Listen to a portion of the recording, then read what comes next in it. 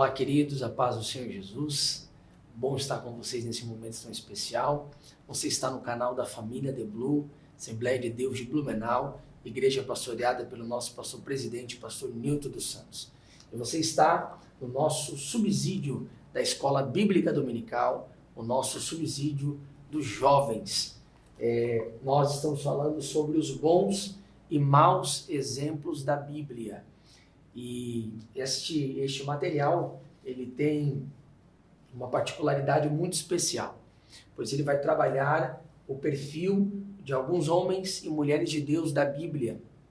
Para isso, eu gostaria de deixar uma dica para vocês. Eu já estive ministrando a lição 2 sobre Débora, também a lição de número 6 sobre Natã, e já dei essas dicas, mas gostaria de dar essa dica novamente, porque esta revista, como ela trabalha com perfis, eu gostaria de estar indicando alguns materiais para vocês estarem trabalhando, para a elaboração da sua aula. O primeiro material que eu gostaria de estar indicando é Quem na Bíblia Sagrada. Esse material é editado por Paul Gardner, Vários outros escritores estiveram contribuindo nessa grande obra, Quem na Bíblia Sagrada. Outro material muito bom é Todos os Personagens Bíblicos de A a Z, do Richard Losch, material assim fantástico, enriquecedor. E você também pode estar usando um material que ele é simples, porém ele é de uma consulta rápida, muito bacana, que não só de personagens bíblicos, mas de livros e de expressões bíblicas, que é o Dicionário de Almeida, ok? E você também pode estar usando bíblias de estudo, comentários bíblicos como Matthew Henry, comentário bíblico pentecostal, enfim. E também nós temos aí os subsídios da nossa CPAD, o nosso material de professor. Bom, nós vamos estar conversando aqui sobre a lição de número 10, João Batista, aquele que preparou o caminho do Senhor. Eu lembro a você que nós não vamos aqui ministrar a aula, nós vamos aqui estar ministrando subsídios. Então tem algumas coisas que estão aqui na lição escrita, eu não vou estar citando, porque o nosso objetivo é ir um pouco além, para que vocês possam estar aí tendo um fundamento para a sua aula e a estruturação da sua sala de aula. Eu lembro a você que nós já trabalhamos muitos personagens bíblicos, mas este personagem bíblico, ele é muito importante. João Batista foi aquele que preparou o caminho do Senhor. Você pode iniciar a sua aula antes de introduzir quem foi João Batista. Eu creio que a maioria dos seus jovens já deve mais ou menos ter a ideia de quem é João Batista. Você introduzir com o texto áureo, a profecia de Malaquias sobre ele. Você também pode, ao ler o texto áureo, você observar que no Novo Testamento esse texto se cumpre. Está lá em Lucas 1,76, também no capítulo 7 de Lucas, versículo 27. Você pontuar que essa é uma profecia cumprida, aquele que prepararia o caminho, ele já veio e é este grande profeta que preparou o caminho do Senhor. A síntese você deve ler com seus alunos já como uma preparação da sua introdução. Introdução esta que servirá como um panorama básico e simples do que você vai estar tratando, a saber o tópico 1 sobre o nascimento sobrenatural de João, explicar também o seu ministério e mostrar a sua fidelidade. Bom, vamos para o tópico de número 1. O tópico de número 1 vai tratar sobre um nascimento sobrenatural. O texto a qual você deve se basear para tudo isso é Lucas capítulo 1, versículo 5 em diante, onde a Bíblia vai nos expor exatamente um pouco mais sobre o nascimento de João, e não só sobre João. É importante você pontuar com seus alunos que o grande destaque da vida de João não é somente ele como personagem, mas a Bíblia vai mostrar em Lucas 1 que é interessante os seus pais. Você vai observar Zacarias, você vai observar Isabel, os dois de linhagem sacerdotal, a Bíblia dando respaldo de que eles eram um homem e uma mulher de Deus, fiéis, tementes ao Senhor, mas que não poderiam ter filhos, né? Pois eles eram, diz o texto, avançados em idade, e Isabel, ela era estéril. Está lá Lucas capítulo 1, versículo de número 7. Eu penso que é muito importante você valorizar isso, né? Você observar o contexto, os seus pais, Zacarias, quem foi Zacarias, um dos sacerdotes da ordem de Abias. O que significa isso, ser da ordem de Abias? Você pode estar observando aí alguns textos bíblicos, como por exemplo, 1 Crônicas 24:10, observar sobre as ordens sacerdotais de serviço na casa do Senhor. Você pode estar observando Isabel, você pode estar falando sobre o significado do seu nome, como esse nome é no hebraico, que é Elizabeth. Enfim, são considerações que você pode trazer aos seus alunos. Tudo isso você pode usar subsídios através de comentários bíblicos ou aqueles que eu indiquei lá no início da nossa aula para que vocês possam utilizar, ok? Mas o subtópico de número 1 é mostrar que é uma resposta de oração. João Batista é uma resposta de oração. Eu acrescento a isso que ele não é só resposta de oração, ele é um projeto de Deus. Por quê? Porque Zacarias e Isabel estão orando por um filho, mas não imaginavam eles que este filho seria quem ele foi, aquele que prepararia o caminho do Senhor, porque Deus fez muito além do que eles imaginavam. Então você introduz com toda essa situação a fidelidade deles, a esterilidade deles, a dificuldade deles e o que Deus fez de tão extraordinário. É claro que também acho bacana você ponderar com seus alunos e dizer que quando Gabriel apareceu, o anjo Gabriel apareceu para Zacarias, lá dentro, quando ele estava oferecendo o incenso no altar do Senhor, Zacarias duvidou, pagou o preço com o silêncio, mas mesmo assim Deus se manifestou.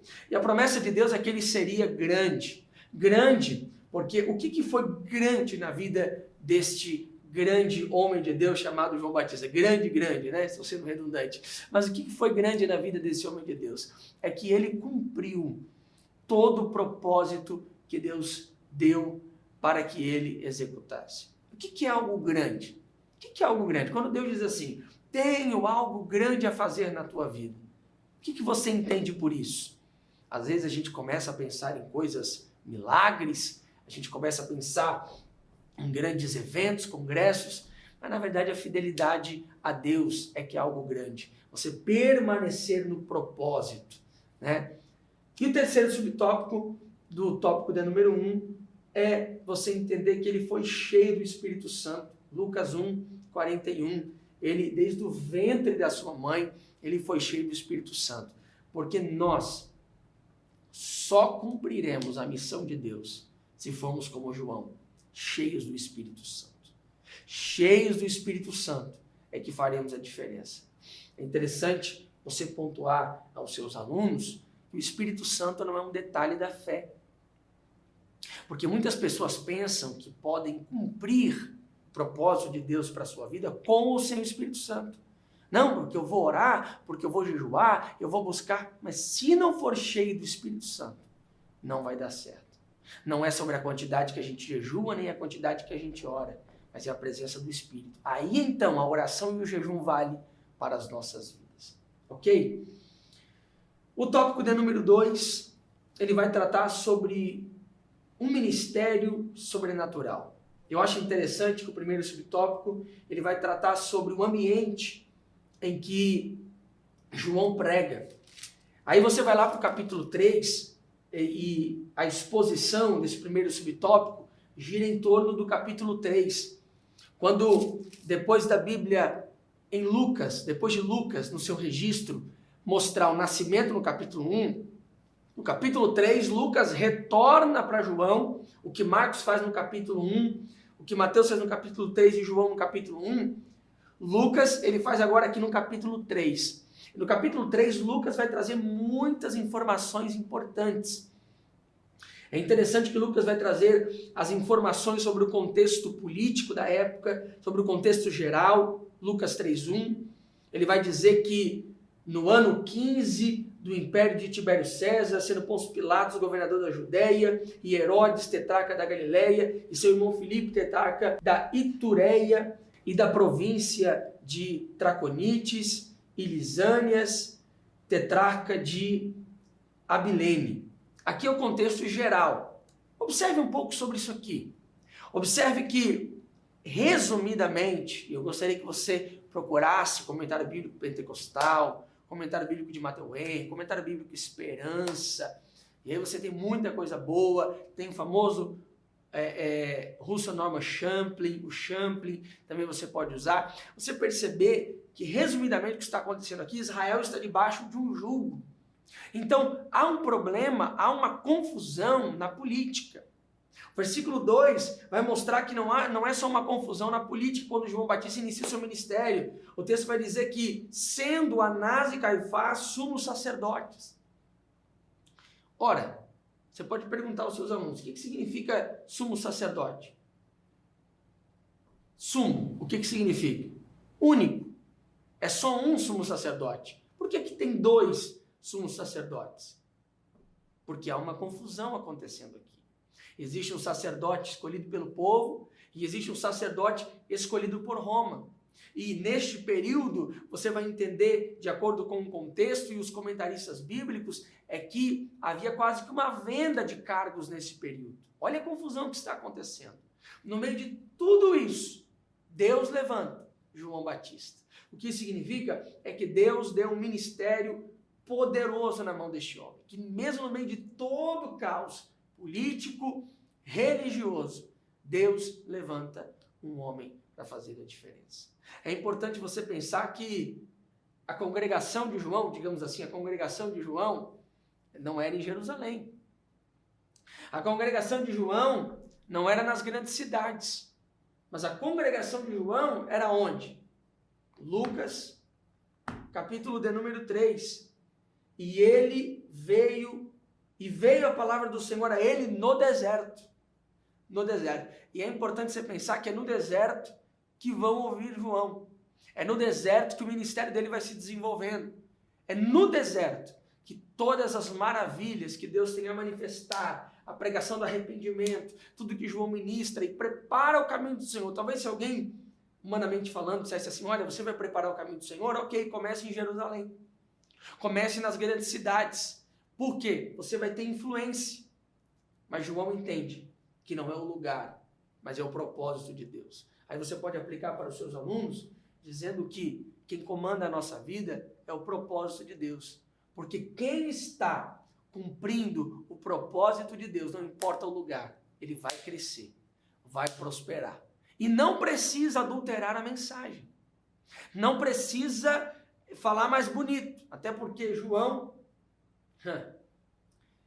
se vestia estranho, está lá no Evangelho de Marcos, no capítulo de número 1, né? A Bíblia vai nos dizer que este João, versículo 6, ele diz assim, João andava vestido de pelos de camelo e com um cinto de couro em redor de seus lombos e comia gafanhotos e mel silvestre. E ele pregava, e ele anunciava, e ele ministrava. E quem dava o crescimento, quem abençoou foi o Senhor. Porque a obra não é de João, a obra é de Deus. E quando a gente tem consciência disso, aí o ministério torna-se sobrenatural. É interessante, o subtópico de número 2 diz, importa que ele cresça. Está lá em João 3,30, né? Essa mensagem de João de que quem deveria aparecer na sua vida, no seu ministério, era o Senhor Jesus. João não tinha nenhuma pretensão de abrir uma igreja para si ou de fazer a sua história. Ele estava preparando o caminho. Nós precisamos entender que esse sentimento de João, ele tem que estar sobre nós como servos de Deus. E eu acho que é importante você ponderar aos seus alunos de que todo crente tem que ter esse sentimento, que ele cresça e que eu diminua. Se eu prego, se eu canto, se eu evangelizo, se eu discipulo, tudo que eu faço para que ele cresça e eu diminua.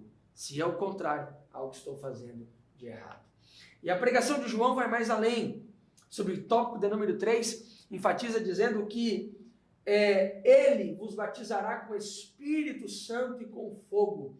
João vai dizer que aquele que vem pós mim é mais poderoso do que eu, e não sou digno de levar as suas sandálias. Ele vos batizará com o Espírito Santo e com fogo.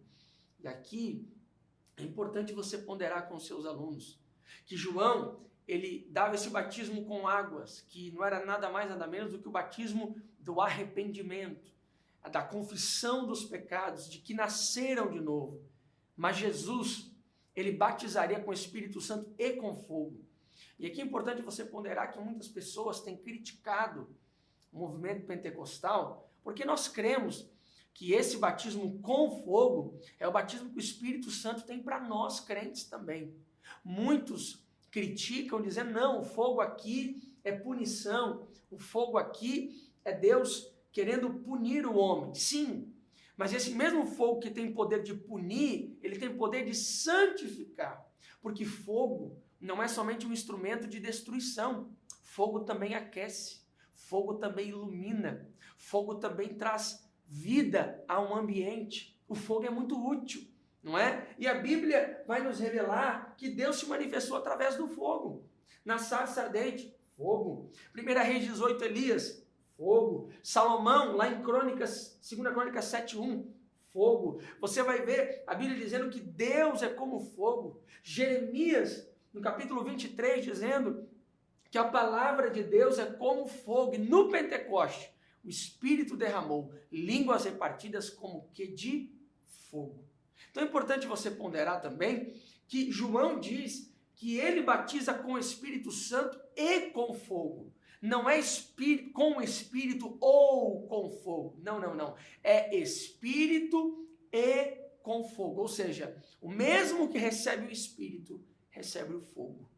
Esse fogo, sim, ele santifica, ele queima tudo o que é de errado, mas esse fogo também é a chama que nos incendeia, que nos ilumina, que nos faz queimar por Deus.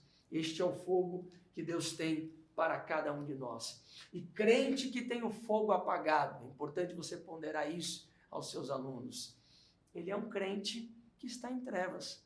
Por isso que Deus quer acender o fogo, quer iluminar o nosso caminho, porque o fogo de Deus, ele queima o que tem que queimar, mas ilumina tudo o que precisa ser iluminado na nossa vida. Bom, o tópico de número 3 nos fala sobre fiel até o fim.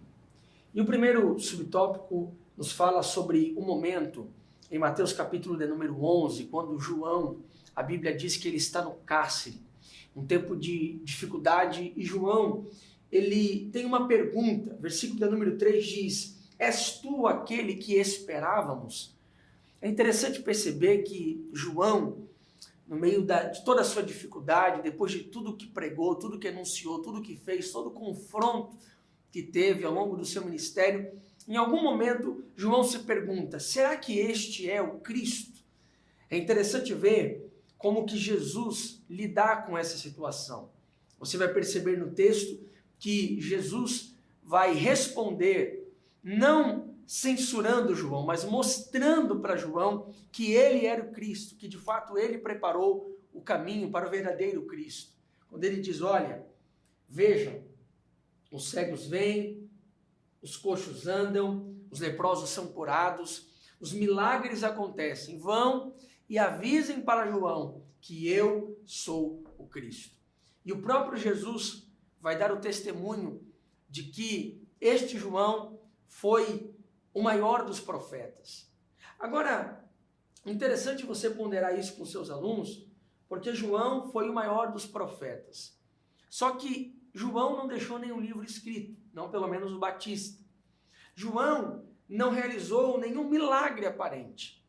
O que faz o ministério de João ser tão tremendo? Aí você volta à minha fala inicial lá do primeiro tópico. O que faz o ministério de João ser grande é que João, ele cumpre o propósito de Deus para a sua vida. Muitas vezes as pessoas ficam se comparando. Mas fulano realizou tanta coisa. Beltrano realizou outras coisas. E eu? Bom, você deve cumprir o seu ministério. Como diz o apóstolo Paulo, seu filho na fé, Timóteo, cumpra cabalmente o seu ministério. Porque grande de verdade é o que Deus preparou para cada um de nós. João não fez milagres, João não escreveu livros da Bíblia, mas ele foi o maior dos profetas. E o último subtópico, João foi aquele que preparou o caminho do Senhor. Fiel até o fim, preparando o caminho do Senhor. E nessa vida, tendo uma recompensa humanamente falando, não favorável. Porque a Bíblia vai dizer que a morte de João foi terrível. Eu gostaria que você observasse com seus alunos, lá em Marcos capítulo 6, versículo 14 em diante. Observar como foi o fim de João. Porque o nosso objetivo não é ter uma ascensão aqui na terra. O nosso ministério não tem o propósito de terminar bem, humanamente falando. Porque se for pensar humanamente falando, qual foi o fim do ministério de João? Depois de tanto sucesso no deserto, de tantas pregações, o fim de João é a Bíblia dizendo que ele foi entregue a sua cabeça em um prato. E aí você faz a exposição aos seus alunos e observa de que a nossa recompensa não é aqui. Deus tem algo maior e melhor para cada um de nós. Deus abençoe você. Deixe o seu like, deixe o seu comentário aqui embaixo. Deus abençoe. Até o nosso próximo encontro.